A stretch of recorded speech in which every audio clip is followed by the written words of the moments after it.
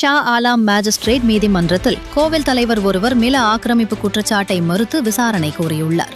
49 வயதுடைய பரமகுரு என்பவர் மீது இந்த குற்றச்சாட்டு சுமத்தப்பட்டுள்ளது. இவர் ஒரு பாதுகாவலராகவும் பணிபுரிகிறார். கடந்த ஆண்டு ஜூன் மாதம் 19ஆம் தேதி டத்தோ சுஹைலி அகமட் என்பவருக்கு சொந்தமான நிலத்தில் இவர் அத்துமீறி நுழைந்ததாக கூறப்படுகிறது. அந்த நிலம் தெங்கில் பகுதியில் உள்ள ஜாலான் ட்ரெட்ஜிங் சிலாங்கூரில் அமைந்துள்ளது. குற்றவியல் சட்டம் பிரிவு 447 கீழ் இவர் மீது குற்றம் சாட்டப்பட்டுள்ளது. குற்றம் நிரூபிக்கப்பட்டால் 6 மாத சிறை தண்டனையோ அல்லது 3000 ரிங்கிட் அபராதமோ அல்லது இரண்டும் விதிக்கப்படலாம்.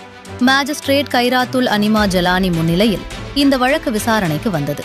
குற்றம் சாட்டப்பட்டவருக்கு 4000 ரிங்கிட் ஜாமீன் வழங்கப்பட்டது. மேலும் ஒருவர் உத்தரவாதம் அளிக்க வேண்டும் எனவும் நீதிமன்றம் உத்தரவிட்டது. இவ்வழக்கின் மறு விசாரணை வரும் மார்ச் மாதம் 12ஆம் தேதி நடைபெறும் என்று அறிவிக்கப்பட்டுள்ளது.